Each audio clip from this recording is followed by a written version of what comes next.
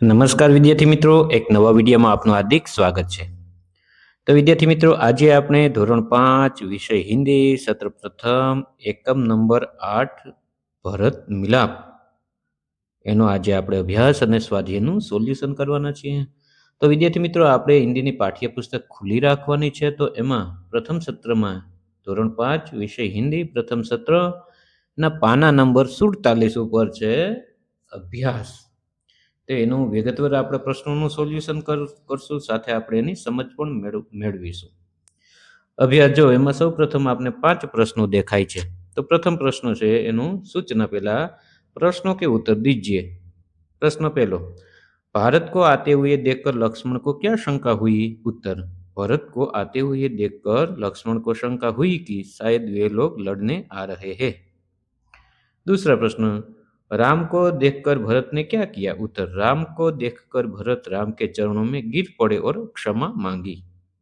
तीसरा प्रश्न, राम अपना वनवास क्यों पूरा करना चाहते थे? उत्तर, राम अपने माता पिता की आज्ञा का पालन करने के लिए अपना वनवास पूरा करना चाहते थे. चौथा प्रश्न, राम ने नगरजनों से क्या कहा? उत्तर, राम ने नगरजनों से कहा कि जब तक मैं वनवास पूरा करके न लौटूं तब तक भरत को आप अपना राजा माने, यह मेरा आदेश है.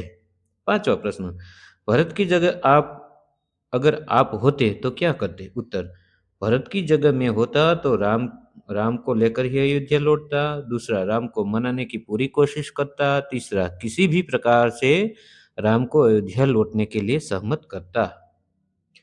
उसके बाद पृष्ठ क्रमांक 48 पर 48 पर है. तो विद्यार्थी मित्रों, 48 पाना नंबर ऊपर આપણે જોઈએ. સૌપ્રથમ જો આપણે ઉપર દેખાય कि कोई रेपर यहाँ चिपकाइए और दिए गए रेपर को देखकर प्रश्नों के उत्तर दीजिए. જે આપણે એક પાના નંબર 48 ઉપર એક કોષ્ટક આપેલું છે, એમાં રેપર એટલે કે પેકેટ જે આપણે બજારમાંથી કોઈ પણ ચીજ વસ્તુ લઈએ ને પેકિંગમાં, એને રેપર હિન્દીમાં કહેવાય છે. એ તમને અહીં મળે તો કોઈ અખબાર હોય, કોઈ સામયિક, કોઈ પત્રિકામાંથી તમને મળે તો અહીંયા ચિપકાવવાનું છે ને ત્યારબાદ નીચે જે તમને 5 પ્રશ્નો આપેલા છે એના જવાબ એમાંથી આપણે આપવાના છે. તો મેં જો એક ઊંઝા ચાયવાલાનું છે, બરાબર, ચાયનું પેકેટ છે એનું રેપર અહીંયા ચિપકાવેલું છે કોષ્ટકમાં. એના આધારે કુલ 5 પ્રશ્નો માટે આપણે જવાબ આપવાના છે. તો એમાં બધું વિદ્યાર્થી મિત્રો હોય છે કે એ કેટલા ગ્રામનું ચાનું પેકિંગ છે, ક્યાંની પ્રોડક્ટ છે, એનું આપણે કેટલા સમય સુધી ઉપયોગ કરી શકીએ, એની કિંમત શું છે, બારકોડ સ્ટીકર હોય છે, એમાં કઈ માત્રા છે, બધું એમાં આપણે સ્પષ્ટ હોય છે. જેવી રીતના વિદ્યાર્થી મિત્રો આપણે નાવા માટે સાબુ આપણે લઈએ છીએ તો એમાં આપણે જો કંપનીનું નામ હોય, બારકોડ સ્ટીકર હોય, એની એક્સપાયરી ડેટ કેટલી છે, કઈ મેન્યુફેક્ચરિંગ થયું છે અને ક્યાં સુધી વાપરી શકાય છે, એની કિંમત શું છે, વગેરે બધું એનું એડ્રેસ ને હોય છે. તો એમાંથી આપણે 5 પ્રશ્નો પહેલો છે, यह किसका रेपर है? यह ऊंझावाला की चाय का रेपर है. देखिए आप, सबसे पहले ऊंझावाला चाय लिखा हुआ है तो उनका वो है. दूसरा, इस रेपर पर क्या कीमत छपी हुई है? इस रेपर पर 39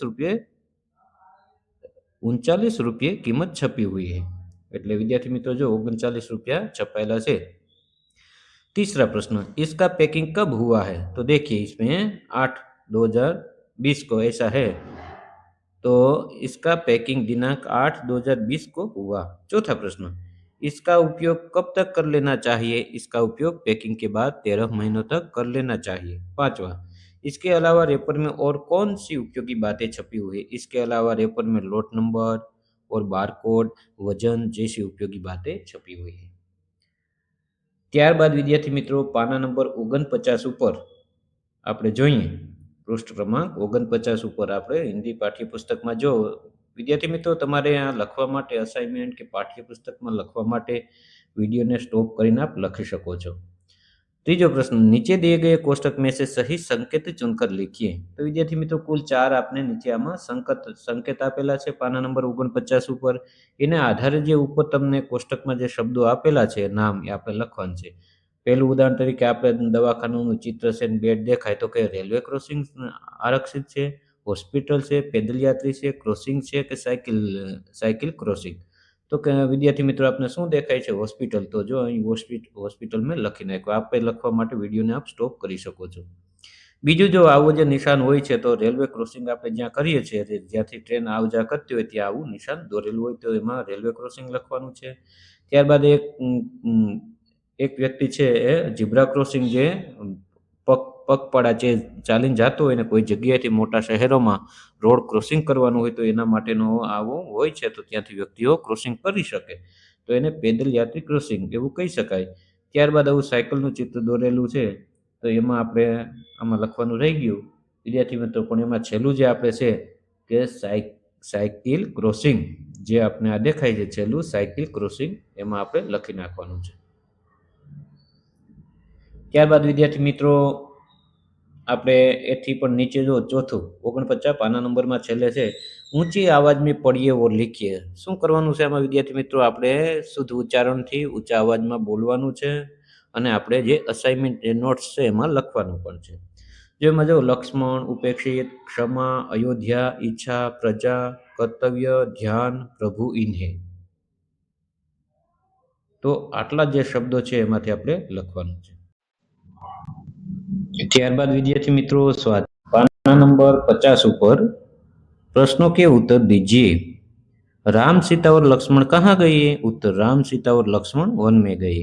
दूसरा प्रश्न, राम ने नगरजनों को क्या समझाया? उत्तर राम ने नगरजनों को समझाया कि जब तक मैं वनवास पूरा करके न लौटूं तब तक भरत आपको सुख दुख का ध्यान रखेगा, आप उसे राजा माने. तीसरा प्रश्न, राम ने भरत को क्या दिया? उत्तर राम ने भरत को अपने खड़ाव दिए, यानी कि चप्पल यानी पादुका.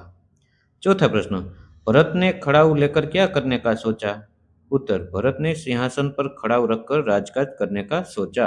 पांचवा प्रश्न, आप अपने भाई के साथ कैसा व्यवहार करते? उत्तर मैं अपने भाई के साथ प्यार भरा व्यवहार करता हूँ. दूसरा, मैं सभी कामों में उसकी मदद करता हूँ. तीसरा, बीमारी के समय में भाई की सेवा करता हूँ. चौथा, पढ़ने लिखने में भी मैं भाई की मदद करता हूँ. दूसरा है पृष्ठ क्रमांक 50 पर देखिए, नीचे दिए गए वाक्यों में या मैं लगाकर वाक्य पूरा कीजिए. उत्तर पहला है रोटी को देखकर बिल्ली के मुंह खाली जगह में पानी आया तो उसमें मैं लगा देना है. मैं का एक का मतलब होता है कि उसके या तो उसके भीतर, दोनों के बीच ऐसा होता है, बल्कि डबल मात्रा होता है. मैं यानी कि खुद अपने बारे में होता है और मैं यानी कि उसके बीच, ऐसा उनका मतलब होता है. दूसरे में डबल मात्रा लगा देना, मैं तुझे रोटी न ले जाने दूंगा. तीसरे में भी डबल मात्रा, मैं कहती हूँ कि यह रोटी मेरी है. चौथो, दोनों बिल्लियों में झगड़ा हुआ. बीच में देखिए आप, बीच में के आपस में, ऐसा मतलब होता है दोनों बिल्लियों में, यानी सिर्फ उसमें एक मात्रा लगाना है. रोटी लेने पहले मैं झपटी थे मैं. उसके बाद तीसरा है, जल, थर और पेड़ों पर रहने वाले पशु पक्षियों के नाम अलग अलग कीजिए.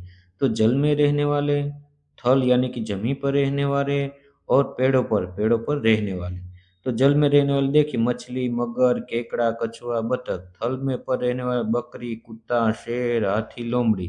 पेड़ों पर रहने वाले बंदर, उल्लू, गिलहरी, गिद्ध, मैना.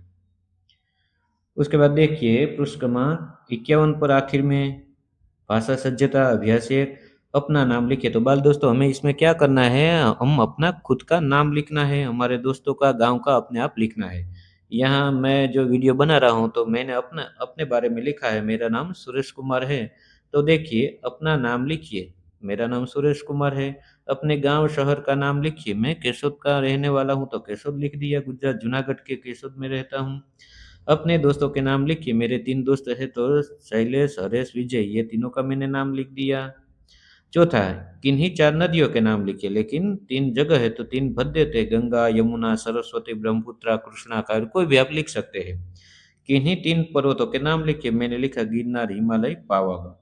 तो बच्चों ये था आज का वीडियो. ये वीडियो आपको कैसा लगा? यदि आपको इस वीडियो अच्छा लगा तो वीडियो को एक लाइक कर देना, प्यारा सा कमेंट कर देना, और अपने दोस्तों को भी इस वीडियो की लिंक जरूर शेयर करना ताकि वो भी इस वीडियो का लाभ ले सके. और आप बाल दोस्तों अभी तक आपने मेरी इस यूट्यूब चैनल को सब्सक्राइब नहीं किया है तो प्लीज़ एक बार सब्सक्राइब जरूर कर देना, क्योंकि बाल दोस्तों मैं इस चैनल में कक्षा 4 से लेके 12वीं कक्षा के बच्चों के लिए गुजराती, हिंदी, संस्कृत की वीडियो बनाता हूँ. तो कृपया करके जरूर मुझे सब्सक्राइब कर लेना. तो बाय बाय दोस्तों, मिलते हैं अगले वीडियो में. नमस्कार.